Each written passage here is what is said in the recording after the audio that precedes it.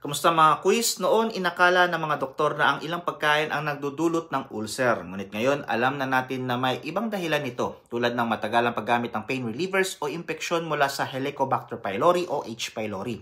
Bagamat hindi sanhi o lunas ang pagkain sa ulcer, may mga pagkain maaaring magpalala ng sakit habang may iba namang maaaring makatulong sa mas mabilisang paggaling. Pag-uusapan natin ng detalyado mga kaquiz ang gastric ulcer sa susunod natin mga info vlog. By the way, this is Quiz Nurse Ryan, ang inyong lingkod. Pinakamainam na mga pagkain para sa ulcer, una mga pagkain may probiotics.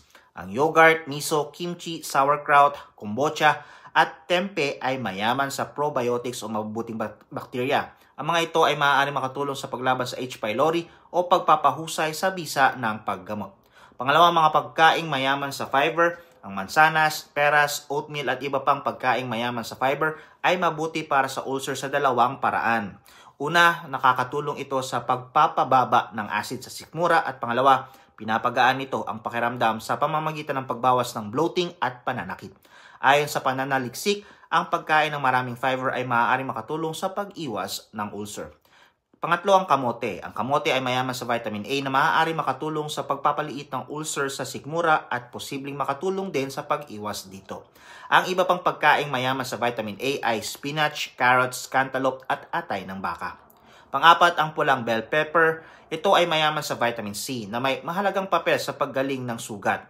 Ipinapakita ng pag-aaral na ang kakulangan sa vitamin C ay maaaring magpataas ng posibilidad na magkaroon ng ulcer. Makukuha rin ang bitamina na ito sa mga citrus fruits, strawberries, kiwi at broccoli.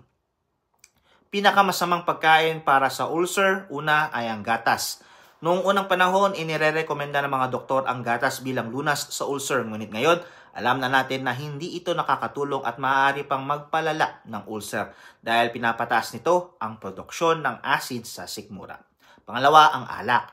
Kung ikaw ay may ulcer o madaling magkaroon nito, mas mabuting limitahan o tuluyang iwasan ang pag-inom ng alak. Ayon sa pananaliksik, nakakapinsala ito sa lining ng digestive tract at maaaring magpalala ng ulcer. Pangatlo, fatty foods. Ang mga pagkaing may mataas na taba ay matagal tunawin, kaya maaaring magdulot ng pananakit ng tiyan at bloating, lalo na kung ikaw ay may ulcer. Kung nagpapalala ito ng iyong pakiramdam, mainam na umiwas muna rito. Mga pagkain naman na depende sa reaksyon ng iyong katawan. Una, mga maanghang na pagkain. Matagal nang inakala na ang maanghang na pagkain ang pangunahing sanhi ng ulcer. Ngunit, ngayon, alam na nating hindi ito totoo. Gayunpaman, may ilang taong nagkakaroon ng mas matinding sintomas kapag kumakain ng maanghang na pagkain. Kung nagpapalala ito ng iyong sakit, umiwas na lamang dito.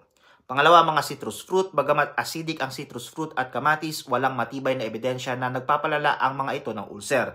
Ngunit dahil iba-iba ang reaksyon ng katawan ng bawat tao, kung nagpapalala ito ng iyong ulcer, mas mabuting iwasan ito. Pangatlo, ang mga tsokolate. Maraming benepisyo pang kalusugan ng tsokolate. Ngunit para sa ilang taong may ulcer, maaari itong magdulot ng hindi komportableng pakiramdam. Kung nararanasan mo ito, mas mabuting umiwas muna hanggang gumaling ang iyong ulcer. Pang-apat, ang caffeine. May magkahalong pananaw ang mga pag-aaral tungkol sa epekto ng caffeine, lalo na ang kape, lalo na sa ulcer. Karaniwang inirerekomenda ang pagbabawas o pag-iwas sa caffeine kung may ulcer. Ngunit kung hindi naman ito nagpapalala ng iyong sintomas, maaari mong tanungin ang iyong doktor kung maaari ka pa rin uminom ng kape. Bilang konklusyon, bagamat hindi pagkain ang pangunahing sanhi o lunas sa ulcer, may ilang pagkain na maaari makatulong sa paggaling o makapagpalala ng kondisyon. Mahalaga ang tamang pagpili ng pagkain upang mapagaan ang pakiramdam at maiwasan ang mas matinding sintomas. Kung may alinlangan, mainam na kumonsulta sa inyong mga doktor upang malaman kung alin ang mga pagkain na dapat mong iwasan o kainin ng mas madalas.